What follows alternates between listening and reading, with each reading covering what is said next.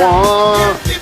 The Colts beat the Packers. Taysom Hill looked like a real quarterback, and the Lakers upgraded their roster. But we start with where the football ended last night, and that was Patrick Mahomes with the ball. Under 2 minutes left in the game. What does he do? He drings the whole Chiefs down and then scores the game-winning touchdown to Travis Kelce, open in the end zone. Jalen, what did you think of the Super Bowl champions' big win last night against the Raiders?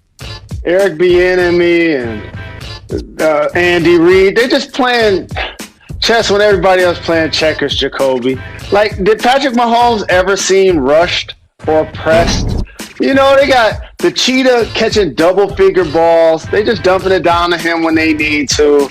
Travis Kelce wide open in the end zone for the game-winning touchdown. Still the best tight end in the game. Clyde Edwards-Helaire was still running out of the backfield. Like, they're explosive. I want to give the Raiders a lot of credit for the way they've played against them both times this season. But the Chiefs are still, for me, head and shoulders the best team in the NFL, even though the Pittsburgh Steelers are the only undefeated squad remaining.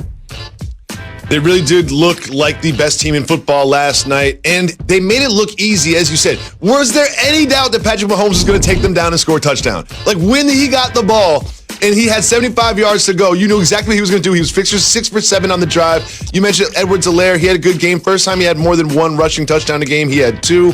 It was just a really solid performance from them, and Derek Carr played well. The Raiders do give the Chiefs problems, but they didn't help themselves. They had a couple drops, which were big for them, especially the fullback Ingold. He dropped a couple big ones. Aguilar, Philadelphia fans remember that he doesn't always hold on to the ball when it's in the air.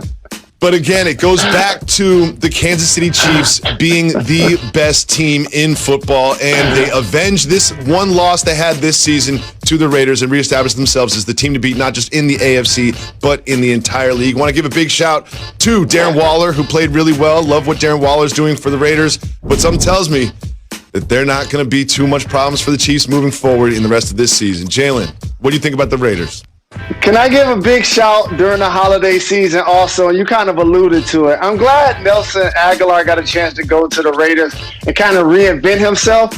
But during this holiday season, I just want to thank the guy that was catching babies in Philadelphia out of the window.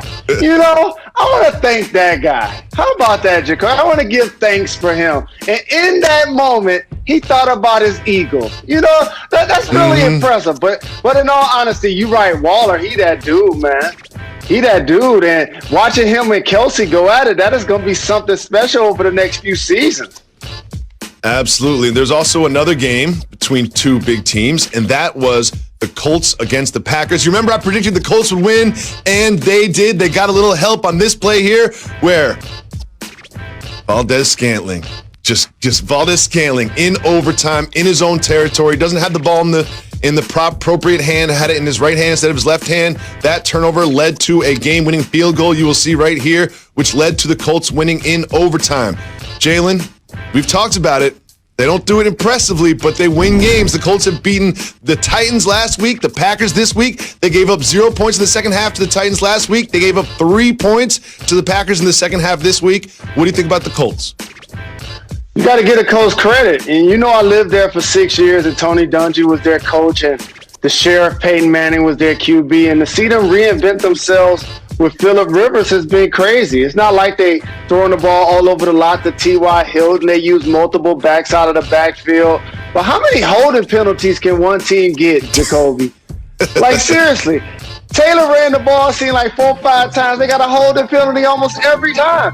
They're trying to give the game away. Is that normal? Is that normal? I thought I was watching Benny Hill or the Three Stooges.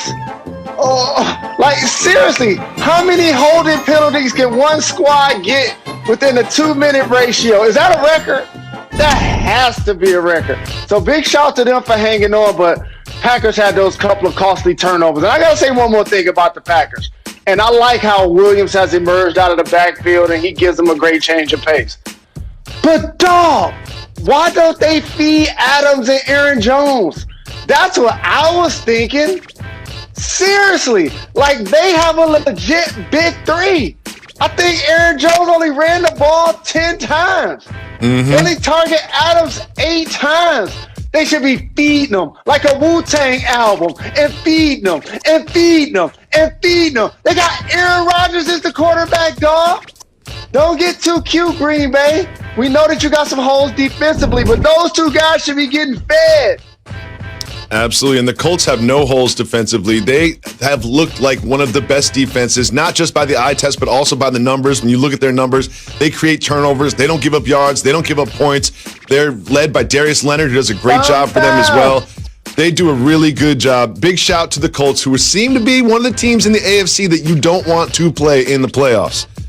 Moving on to the Taysom Hill experiment. Jalen, they announced that Taysom Hill was going to play quarterback. Me and you watched the games together, and we're just staring at the screen like, is it really going to happen? Is it really going to happen? Is Taysom Hill going to actually play quarterback for the Saints? And he did, and he didn't look bad. He kind of settled in. He seemed like he targeted Michael Thomas every single time he dropped back. What do you think about the Taysom Hill experience in New Orleans? I'm happy that he got his first win. And in an era of quarterbacks that are just as impressive running the ball a lot of times as they are throwing the ball, it was good to see him get his opportunity. Pretty sure fantasy owners were happy to have a quarterback that also lined up and basically you could get points as a tight end. But here's what I'll say.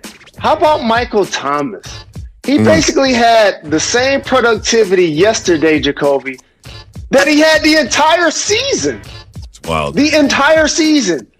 Receptions and yards. Going into this game, he signed a major deal this offseason.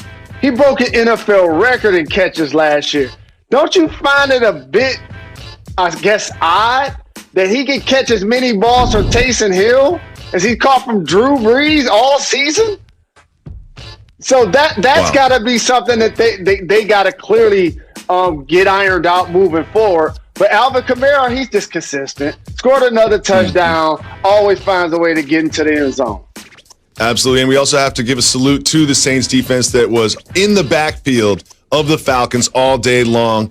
Cam Jordan had 3 sacks. They had 8 sacks as a unit. It was a really, really good performance from the New Orleans Saints. And I'm just shocked. Are they going to keep going with Taysom Hill? Are they going to keep going with Taysom Hill? You love I'm going to be drama. watching. I'm going to be watching. I'll tell you that much. Jalen, we have to talk. Uh-oh. I was watching the games with you yesterday, and we had an eye on one game, and it was the Detroit Lions against the Carolina Panthers, and you were watching that screen.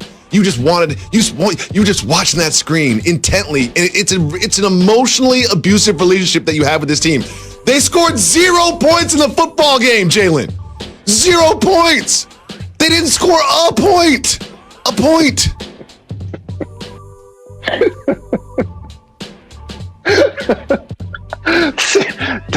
Dog, but how about late in the game when we were losing and they were going hard count and it was 4th and 5 and we jump off sides and that didn't even get them the first down. It was 4th and inches. They did a hard count and we jumped off sides again, dog. I can't make this up, dog. I cannot make this up, dog. We're the only team in the NFL that did not score yesterday, dog.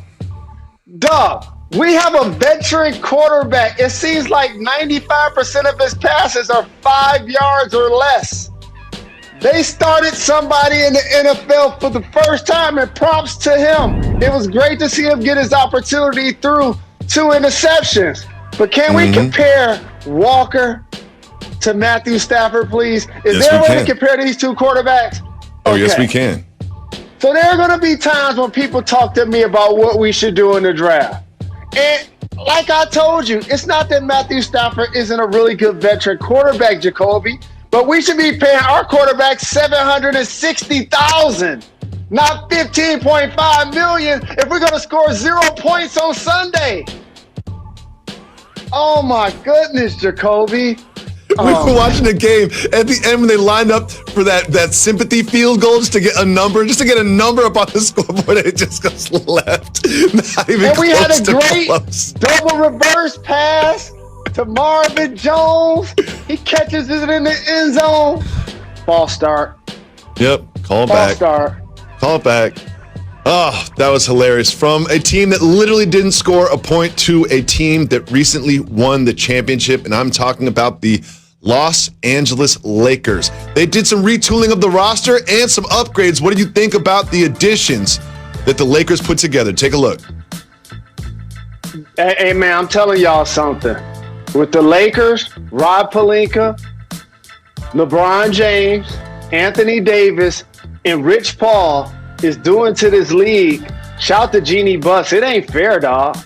It is not fair. LeBron James is coming for 6 championships.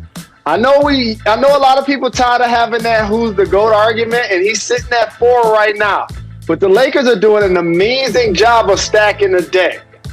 They're really doing it. They added Montrezl Harrell and Dennis Schroeder in the same offseason. You do know that those are the top 2 people for 6 man in a year, along with Lou Williams, right? Yep. And they still have Anthony Davis, right? They added Marc Gasol. Just so when they play against the Joker or they go against another big guy, they have another big body. They still have 6 fouls. They add Wesley Matthews, a seasoned veteran. His dad won championships playing with Magic in the Lakers.